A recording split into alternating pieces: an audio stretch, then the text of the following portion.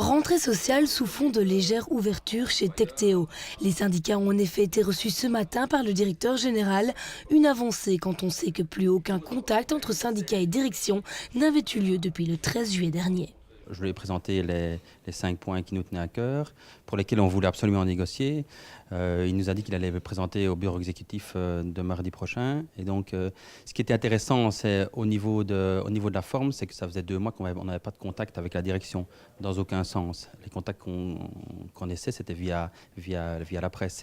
Et donc ici, c'était un petit peu une manière de renouer les contacts et d'espérer une négociation. Dès l'instant, la direction nous tend une perche pour qu'on reprenne contact et qu'on nous reparle. On est partant. Maintenant, nous ne sommes pas naïfs non plus. Content mais prudent et méfiant, c'est donc le sentiment à l'issue de cette entrevue. Car le désaccord est toujours grand entre direction et syndicats. La CSC a d'ailleurs tenu à rappeler ses revendications, dont les 5 points prioritaires, comme la diminution du complément barémique, la possibilité de licencier tout travailleur après 2 évaluations négatives, ou encore le 13e mois conditionné à une évaluation non négative.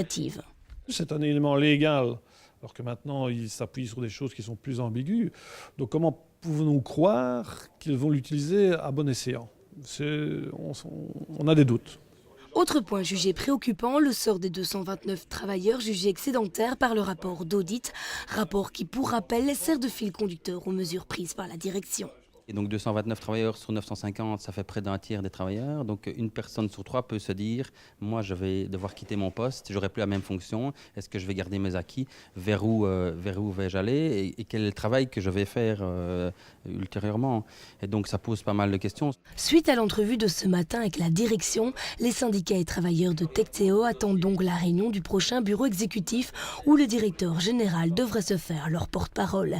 Si passé cette date, aucune nouvelle ne leur est donnée, les actions risquent fort de se durcir, comme lors de l'inauguration de la gare des Guillemins où une manifestation est d'ores et déjà prévue.